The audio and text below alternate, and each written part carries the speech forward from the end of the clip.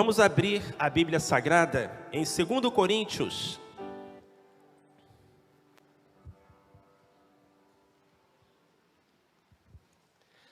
Abramos nossas Bíblias em 2 Coríntios, capítulo 12, versículo 9.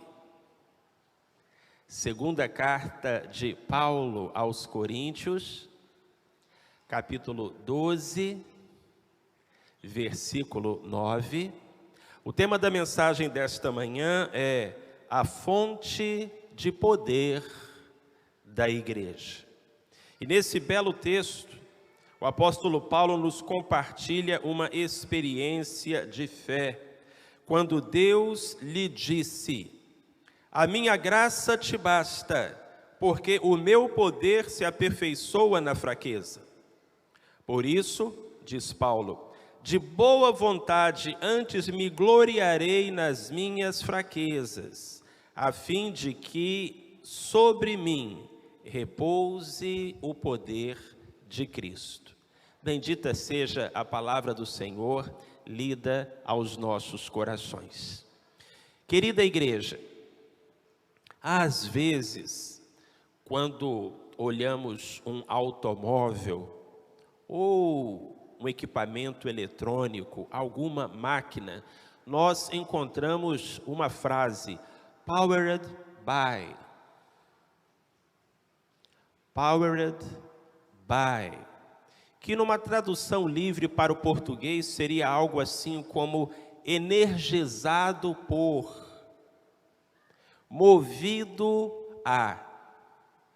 Essa frase informa às pessoas qual é o motor ou qual é a bateria, qual é o sistema que alimenta aquela máquina, aquele automóvel e faz com que ele consiga funcionar e fazer o que ele tem de fazer.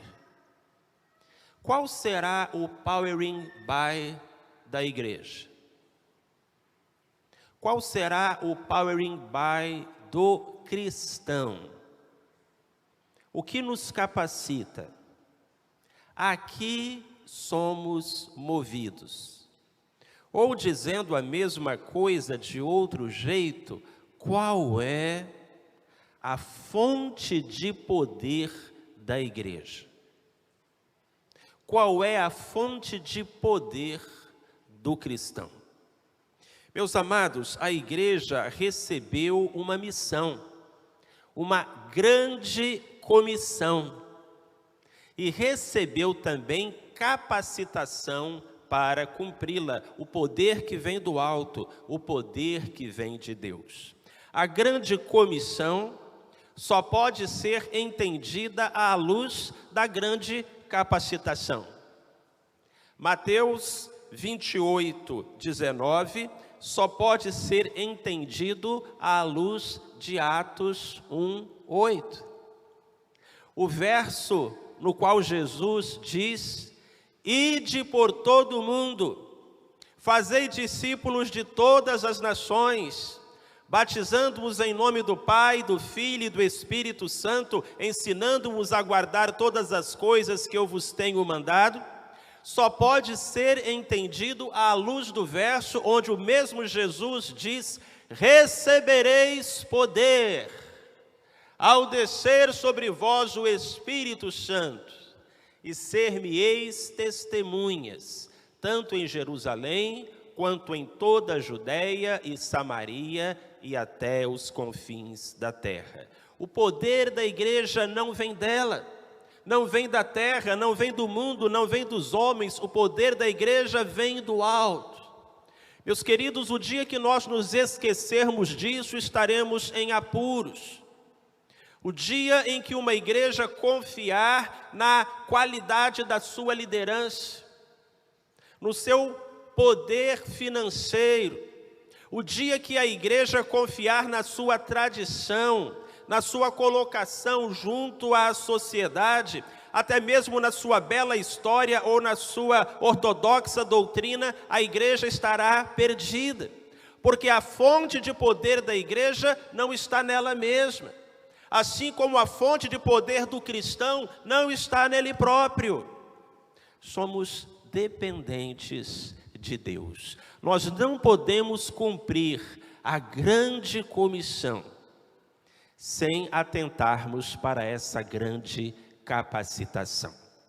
É sempre bom lembrar as palavras de Cristo, registradas em João capítulo 15, versículo 5, nas quais o Salvador nos diz: sem mim nada podeis fazer. A Bíblia não é o livro do quase. A Bíblia é o livro do tudo ou nada. O Senhor é o meu pastor? Nada me faltará. Tudo posso naquele que me fortalece. E mais uma vez nós encontramos esse posicionamento claro da Escritura. Jesus não nos diz que sem Ele não podemos fazer quase nada. Ele afirma que sem Ele não podemos fazer absolutamente nada. Nós somos então movidos, energizados pelo Pai, pelo Filho, pelo Espírito Santo. E se o cristão, como os automóveis e os aparelhos eletrônicos, carregasse uma placa, seria isso que estaria escrito nela: Powered by Deus Pai, Deus Filho, Deus Espírito Santo. E o que nos dá, meus irmãos e minhas irmãs, esta comunhão com o nosso Deus e o seu poder, é a nossa vida de oração. Tão importante é a vida de oração de um servo de Deus. Os antigos já nos ensinavam essa grande verdade: muita oração, muito poder. Pouca oração, pouco poder. Nenhuma oração, nenhum poder. Tenho esta manhã, neste lugar, irmãos e irmãs que enfrentaram essa pandemia com muitas dificuldades, desempregados, mas mantidos, sustentados pelo Pai, pelo Filho e pelo Espírito Santo, porque descobriram ou redescobriram o poder da oração. É essencial, meus irmãos e minhas irmãs, que aprofundemos a nossa vida de oração. Orar com mais fervor, orar com mais frequência, orar por mais tempo, para que então recebamos o poder para ultrapassar as nossas dificuldades, para vencer os nossos desafios, para alcançar as vitórias que o Senhor tem preparado para nós. Esta é uma tarefa urgente da igreja, a tarefa da oração. Nós precisamos ser dependentes do poder que vem do alto. Jesus disse a Paulo: a minha graça te basta, porque o meu poder se aperfeiçoa na fraqueza. E Paulo respondeu: se é assim, Senhor, de boa vontade me gloriarei nas minhas fraquezas, a fim de que repouse sobre mim o teu poder. Toda a igreja e todo crente precisa estar consciente da sua dependência do poder que vem do alto, da sua dependência do poder que vem de Deus, e assim devemos clamar ao Senhor. Meus queridos, minhas queridas, com frequência olhamos para as nossas próprias dificuldades, para os nossos impedimentos, e chegamos à conclusão de que essas dificuldades que carregamos em nós, ou com as quais nos deparamos no nosso contexto de vida, são a causa de não sermos mais produtivos, de não sermos mais felizes. Isso não é verdade. Porque quando nós lemos a Bíblia, nós descobrimos que impedimentos pessoais nunca significaram absolutamente nada para Deus. Ele usa quem Ele quer. Ele usa quem se submete ao seu poder. Sara Era estéril, não podia ter filhos, mas foi a mulher escolhida por Deus para ser a mãe de uma grande nação, da nação de Israel. Moisés não sabia falar, era pesado de língua, mas foi o homem escolhido por Deus para comunicar a Israel a sua vontade, a sua revelação. Percebem, irmãos, que Deus contraria a lógica. Deus escolhe uma mulher estéril para ser a mãe do seu povo. Deus escolhe um homem pesado de língua para ser o seu porta-voz. Deus quer usar a você e a mim. E as nossas dificuldades pessoais, as nossas circunstâncias jamais serão impedimento para Deus. O que pode ser o impedimento é a nossa falta de dependência no Senhor. Precisamos entender que o desespero do homem é a oportunidade de Deus. Essa é uma frase de Charles Spurgeon. O desespero do homem é a oportunidade de Deus. Talvez porque, infelizmente, só no momento do desespero, nós recorremos a Deus e dizemos: Senhor, Tu és a minha única esperança.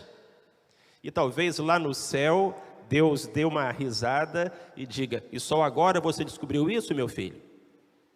Eu sempre fui a sua única esperança. Jesus nos lembra essa verdade essencial: sem mim nada podeis fazer. Há uma igreja passando por dificuldades, consciente das suas limitações e impedimentos. Há um irmão, uma irmã em Cristo, enfrentando adversidades na sua vida familiar, na sua vida financeira, no aspecto da saúde. Lembre-se de que Deus opera nestas circunstâncias e que o desespero do homem é a oportunidade de Deus. Charles Swindoll escreveu uma frase impressionante. Ele disse: a melhor conjuntura para Deus fazer a sua maior obra é aquela organizada quando as coisas são absolutamente impossíveis e nos sentimos totalmente desqualificados para lidar com elas. Essa é a sua circunstância favorita. Essas são as suas condições especiais de trabalho. Que grande verdade, meus irmãos e irmãs. Cada profissional tem a sua condição ideal de trabalho. Um velejador terá uma condição ideal de trabalho se o sol estiver brilhando e o vento soprando forte. E assim todas as profissões, todas as ocupações. O que esse escritor evangélico está nos lembrando é que as condições ideais de trabalho de Deus são as mais difíceis para o homem. Pelo simples fato de que nessas situações o homem depende mais de Deus. Lembram-se do que Jesus disse a Paulo? O meu poder se aperfeiçoa na sua fraqueza. Lembram-se do que Paulo respondeu ao Senhor? Quando sou fraco, então é que sou forte.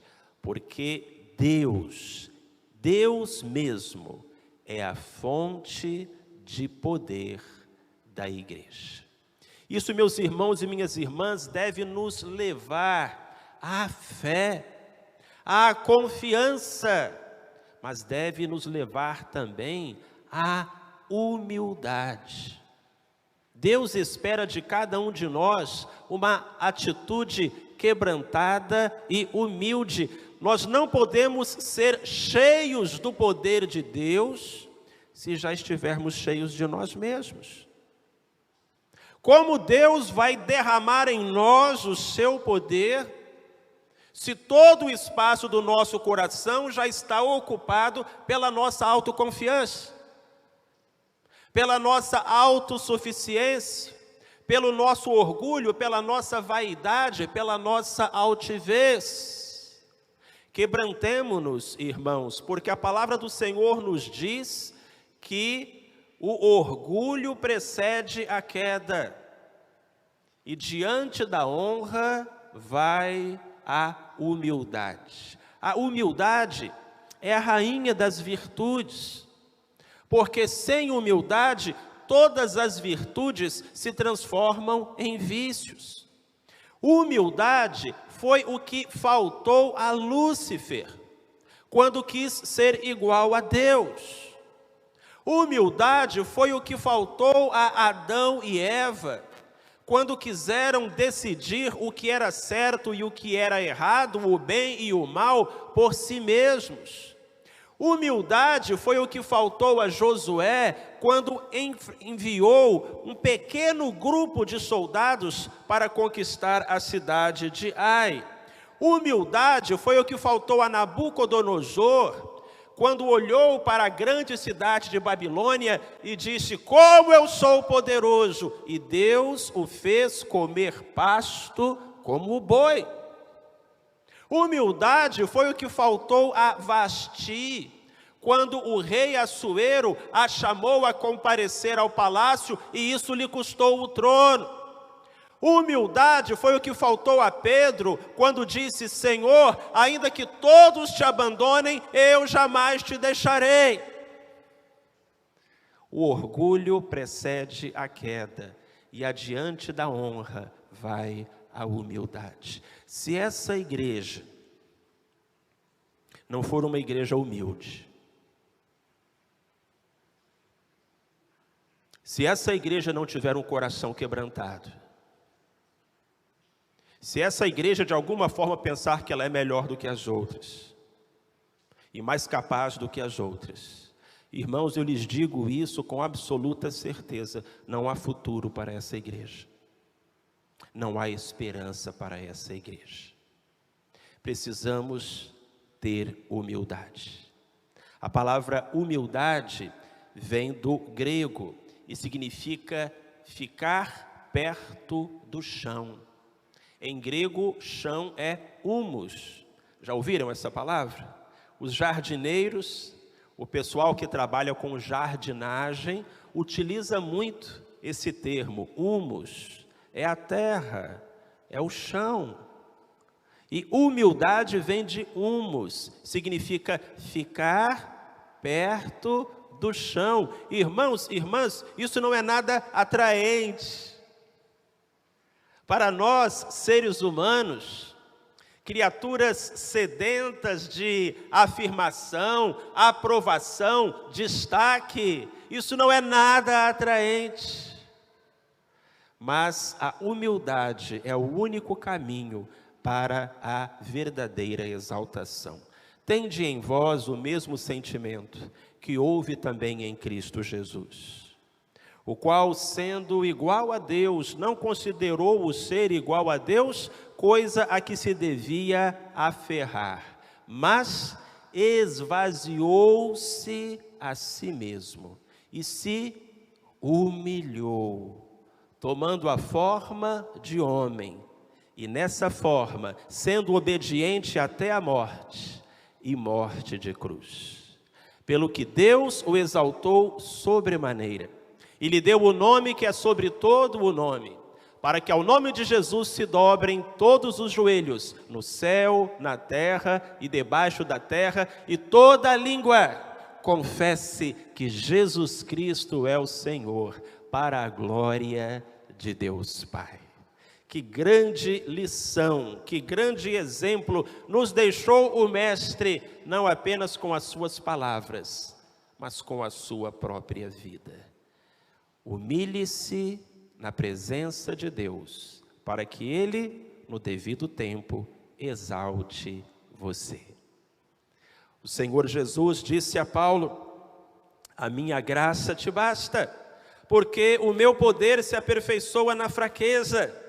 Paulo respondeu a Jesus: Senhor, de boa vontade me gloriarei nas minhas fraquezas, a fim de que sobre mim repouse o poder de Cristo. É muito bonita essa resposta de Paulo quando ele usa essa palavra repousar. É a mesma palavra que descreve lá no Velho Testamento, quando a nuvem de glória de Deus repousou sobre o tabernáculo. Os irmãos sabem que nos dias do Velho Testamento, principalmente naqueles 40 anos entre a saída do Egito e a chegada em Canaã, o povo de Israel viveu em tendas. E o santuário de Deus também era uma tenda, era um tabernáculo. Não era um prédio feito de ouro, de joias preciosas, de mármore. Não era nem mesmo um prédio feito de tijolos, meus irmãos e irmãs. Era um tabernáculo. Era uma tenda. Era uma barraca, uma construção muito simples, frágil, delicada. Mas o fantástico é que sobre aquela tenda repousava a glória de Deus, a Shekinah. E todos os milhares de israelitas que atravessavam aquele deserto podiam olhar para o tabernáculo e ver que sobre o tabernáculo repousava a glória de Deus. E agora o apóstolo Paulo utiliza a mesma palavra e ele diz: eu também sou como um tabernáculo. A minha vida também é uma tenda. Eu tenho as minhas enfermidades, as minhas fraquezas, eu tenho as minhas lutas, eu tenho as minhas contradições, eu sou um homem fraco, como fraca era aquela construção.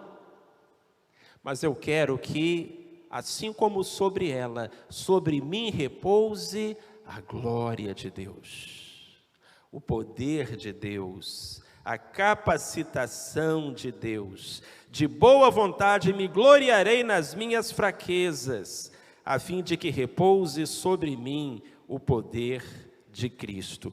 Talvez, irmãos e irmãs, quando pedimos a Deus que nos faça fortes, estejamos pedindo a coisa errada.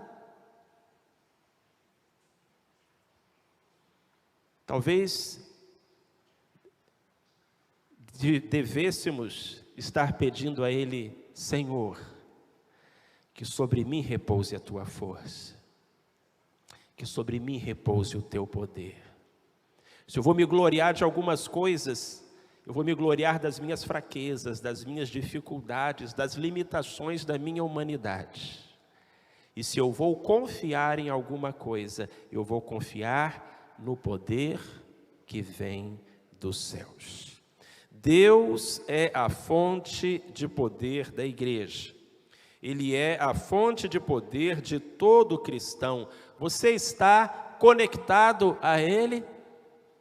Você vive na dependência dEle?